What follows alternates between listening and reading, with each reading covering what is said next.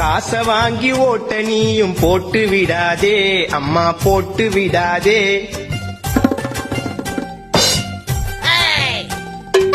ஓட்டு கோழி பிரியாணிக்காக கூட்டம் போகாதே அப்பா கூட்டம் போகாதே.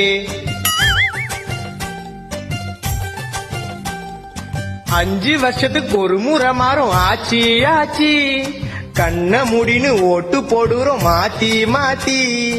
அம்மா வச்ச குழம்பு காரம் காரம், இப்படி இருந்தா நாடு எங்கப்பா மாறும்.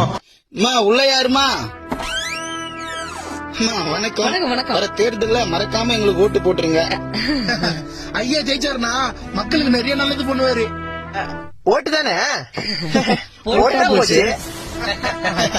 ஐயா 18 வயசுக்கு மேல உள்ளவங்க உங்க குடும்பத்துல எத்தனை பேரு? ஏன் ஆபாசமா ஏதாவது காமிக்க போறீங்களா? நாங்க 3 பேர் தான். அது கொடுப்பா. ஒரு ஓட்டுக்கு 5000 தரோம். இதுல மொத்தம் 15000 இருக்கு. மறக்காம எங்களுக்கு ஓட்டு போட்டுருங்க. இது ஓட்டுக்கு காசா? எத்தனை போய் மவன வீட்டுல எண்ணெய் இல்ல, அரிசி இல்ல, பருப்பு இல்ல, செருப்பு இல்ல, அது திணியாச்சுக்கோ. சொல்றத கையில இப்ப வர பணத்தை யாவுன்னா குடும்பத்துல கஷ்டமா இருக்குதுப்பா. கஷ்டமா இருக்குதா? கொடுங்க. கண்டிப்பா எங்க 3 பேரோட ஓட்டு உங்களுக்கு தான். நன்றியா. வட்டமா வாங்க போலாம். டேய், ஓட்டுக்கு காசு வாங்க மாட்டேன் சொல்லி பாட்டெல்லாம் பாடிட்டு இப்படி நீ அசிமா காசு வாங்கிட்டியடா?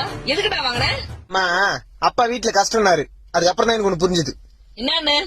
ஒரு குடும்பம் கஷ்டத்துல இருக்கும்போது ஓட்டுக்காக காசு வாங்குறது தப்பு இல்ல, ஏன்னா இது எல்லாமே நம்ம பணம் தான். ஆனா ஐயோ ஓட்டுக்கு காசு வாங்கிட்டுமே, காசு கொடுத்தவங்களுக்கு ஓட்டு போனவங்கிறது தான் தப்பு. இப்ப என்னதான் சொல்ல வர?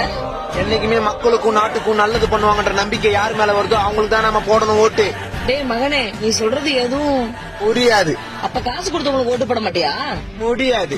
எலெக்ஷன்ல யார் தான் ஜெயிப்பா? தெரியாது. டேய், அப்ப வந்து போனவங்களுக்கு நெஞ்சார்ந்த நன்றிகள்.